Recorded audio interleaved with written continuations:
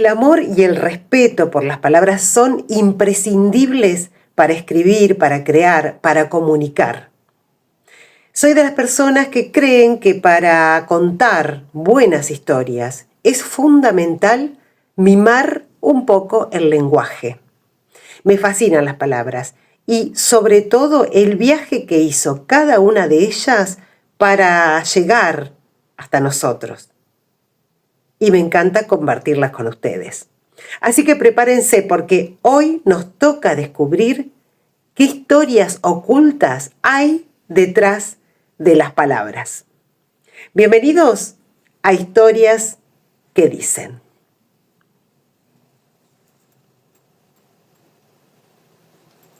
Hola, ¿cómo están? ¿Cómo andan? Soy Miriam Castro, Michu, y esto es Historias que Dicen. Los invito a este nuevo capítulo a recorrer qué hay detrás de las palabras, qué historias esconden las palabras.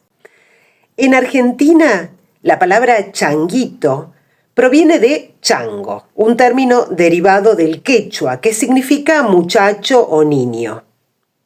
También se utiliza en Bolivia y en algunas zonas de Paraguay. Pero su uso es tan extendido que se transformó en una marca de identidad cultural en las provincias norteñas. Después se extendió del noroeste del país hacia las zonas urbanas, donde el chango pasó a ser el carro de las compras debido a su función de ayudante o cargador de los mandados, de las mercaderías que obtenemos en un supermercado. Los clásicos changuitos.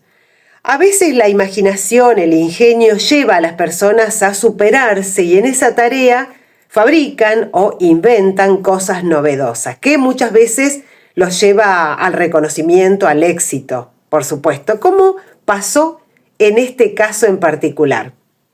La mayoría usamos los clásicos changuitos cuando vamos a un supermercado. Pero, ¿quién los creó y por qué? ¿Conocen esa historia? Vengan, que se las voy a contar. Resulta que cuenta la historia que un tal Sylvan Nathan Goldman, que nació en 1898, murió en 1984, en la década del 30 tenía un supermercado de la cadena Humpty Dumpty en la ciudad de Oklahoma, en Estados Unidos. Allí se dio cuenta que los clientes dejaban de comprar debido a que los cansaba transportar las bolsas con las mercaderías cada vez que salían del lugar. Entonces inventó un carrito metálico de forma cuadrada y colocó varios de ellos un sábado 5 de junio de 1937 en la entrada del negocio.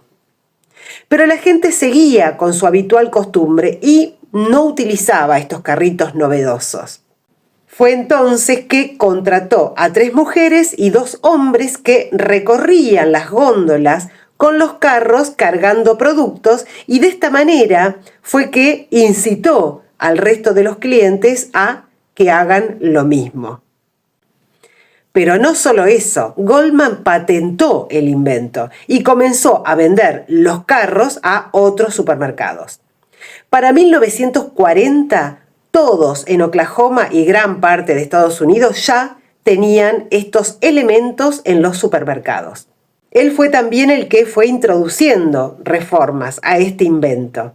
La parte delantera la hizo más angosta que la trasera y esta última con una apertura, como la conocemos, en la cual se introducía otro carro y así facilitaba el depósito, ocupando menos lugar. Al final les agregó un asiento para llevar a los niños. Y hablando de este invento, este gran invento que la verdad que ya nos parece natural y nunca nos detenemos a pensar, ¿a quién se le ocurrió el changuito de las compras? Les traje un cuento, 2 cuentos, pero vamos a empezar por el primero. Un cuento de César Aira, un gran escritor argentino. En este caso, El carrito. Así que les propongo que suban el volumen, que se acomoden, se relajen y escuchen. Uno de los carritos de un gran supermercado del barrio donde yo vivía rodaba solo, sin que nadie lo empujara. Era un carrito igual que todos los otros, de alambre grueso, con 4 rueditas de goma, las de adelante un poco más juntas que las de atrás, lo que le daba su forma característica. Y un caño cubierto de plástico rojo brillante desde el que se lo manejaba. Tan igual era a todos los demás que no se lo distinguía por nada. Era un supermercado enorme, el más grande del barrio y el más concurrido. Así que tenía más de 200 carritos. Pero el que digo era el único que se movía por sí mismo. Lo único, lo hacía con infinita discreción, en el vértigo que dominaba el establecimiento desde que abría hasta que cerraba, y no hablemos de las horas pico. Su movimiento pasaba inadvertido. Lo usaban como a todos los demás. Lo cargaban de comidas, bebidas y artículos de limpieza. Lo descargaban en las cajas, lo empujaban deprisa de góndola en góndola, y si en algún momento lo soltaban y lo veían deslizarse 1 milímetro o 2, creían que era por la inercia. Solamente de noche, en la calma tan extraña de ese lugar atareadísimo, se hacía perceptible el prodigio, pero no había nadie para admirarlo. Apenas sí, de vez en cuando, algún repositor de los que empezaban su trabajo al amanecer se sorprendía de encontrarlo perdido allá en el fondo, junto a la heladera de los supercongelados, o entre las oscuras estanterías de los vinos. Y suponían, naturalmente, que se lo habían dejado olvidado allí la noche anterior. El súper era tan grande y laberíntico que no tenía nada de raro ese olvido. Y si en esa ocasión, al encontrarlo, lo veían avanzar, y si es que notaban ese avance, que era tan poco notable como el del minutero de un reloj, se lo explicaban pensando en un desnivel del piso o en una corriente de aire. En realidad, el carrito se había pasado la noche dando vueltas por los pasillos entre las góndolas, lento y silencioso, como un astro, sin tropezar nunca y sin detenerse. Recorría su dominio misterioso, inexplicable, su esencia milagrosa disimulada en la trivialidad de un carrito de supermercado como todos. Tanto los empleados como los clientes estaban demasiado ocupados para apreciar ese fenómeno secreto, que por lo demás no afectaba a nadie ni a nada. Yo fui el único en descubrirlo, creo. O más bien, estoy seguro. La atención es un bien escaso entre los humanos, y en este asunto se necesitaba mucha. No se lo dije a nadie, porque se parecía demasiado a una de esas fantasías que se me suelen ocurrir, que me han hecho fama de loco. De tantos años de ir a hacer las compras a ese lugar, aprendí a reconocerlo, a mi carrito, por una pequeña muesca que tenía en la barra. Salvo que no tenía que mirar la muesca, porque ya de lejos algo me indicaba que era él. Un soplo de alegría y confianza me recorría al identificarlo. Lo consideraba una especie de amigo, un objeto amigo, quizá porque en la naturaleza inerte de la cosa el carrito había incorporado ese temblor mínimo de vida a partir del cual todas las fantasías se hacían visibles y posibles. Quizás en un rincón de mi subconsciente le estaba agradecido por su diferencia con todos los demás carritos del mundo civilizado y por habérmela revelado a mí y a nadie más. Me gustaba imaginármelo en la soledad y el silencio de la medianoche, rodando lentísimo en la penumbra, como un pequeño barco agujereado que partía en busca de aventuras, de conocimiento, de amor, ¿por qué no? Pero ¿qué iba a encontrar en ese banal paisaje que era todo su mundo, de lácteos, de verduras, y fideos, y gaseosas, y latas de arvejas? Y aún así no perdía la esperanza y reanudaba sus navegaciones, o mejor dicho, no las interrumpía nunca, como el que sabe que todo es en vano y aún así insiste. Insiste porque confía en la transformación de la vulgaridad cotidiana en sueño y portento. Creo que me identificaba con él y creo que por esa identificación lo había descubierto. Es paradójico, pero yo, que me siento tan lejos y tan distinto que mis colegas escritores, me sentía cerca de un carrito de supermercado. Hasta nuestras respectivas técnicas se parecían. El avance imperceptible que lleva lejos, la restricción a un horizonte limitado, la temática urbana. Él lo hacía mejor. Era más secreto, más radical, más desinteresado. Con estos antecedentes, podrá imaginarse mi sorpresa cuando lo oí hablar, o, para ser más preciso, cuando oí lo que dijo. Habría esperado cualquier cosa antes que su declaración.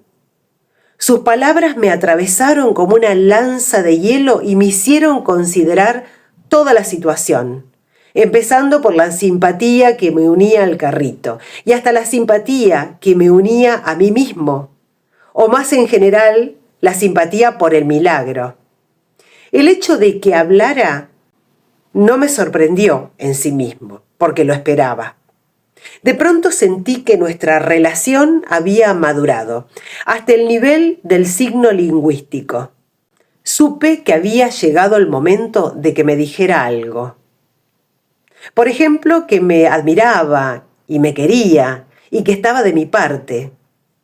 Y me incliné a su lado, simulando atarme los cordones de los zapatos.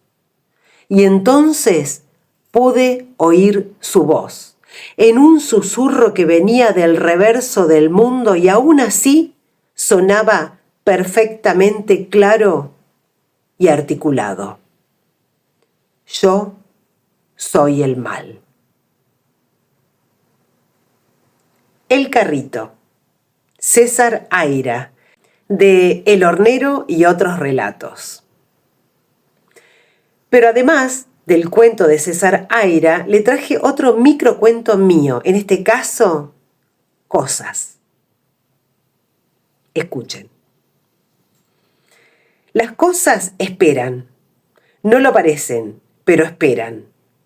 La taza sin manija sigue en la alacena como un perro viejo que todavía reconoce pasos. En lo alto de la pared de la cocina, el reloj sin pilas insiste en marcar las 4:12 desde hace años, como si a esa hora hubiera ocurrido algo importante que nadie recuerda. Hay un abrigo colgado detrás de la puerta que todavía conserva la forma de unos hombros. A veces, de madrugada, la casa cruje apenas, un poco. Entonces uno entiende, no es el viento. Son las cosas, acomodándose solas para no sentirse abandonadas. Espero que les haya gustado este episodio donde hacemos un poco de reflexión sobre esas cosas que muchas veces necesitamos. Por ejemplo, un apoyo para apilar cosas, que fue lo que ideó Goldman, este estadounidense, en la década del 30, y que nos parece tan natural cada vez que visitamos un supermercado, pero también nos hace pensar en las cosas que nos rodean en la comodidad de nuestro hogar, que pueden ser parte de un mundo que no notamos y que sigue esperando para que la secuencia de la rutina tenga sentido, así como el changuito en el supermercado. Gracias por acompañarme en este episodio. Recuerden que pueden escuchar Historias que Dicen en www.radiosentipensares.com todos los viernes a las 19 horas. Se repite, se retransmite los domingos a las 20. Si no, si se lo pierden y tienen ganas de escucharlo en su momento, cuando quieran, cuando puedan, compartirlo, comentarlo, por supuesto, pueden contar todo lo que quieran ahí. Y suscribirse lo pueden hacer a mi canal de YouTube, Miriam C. Historias. Gracias a todos por estar del otro lado, les mando un beso enorme a los que están siempre, que son un montón, y gracias por las suscripciones en mi canal de YouTube, que también son cada vez más, así que agradecida enormemente con todos. Bueno, esto fue Historias que Dicen. Hasta la próxima.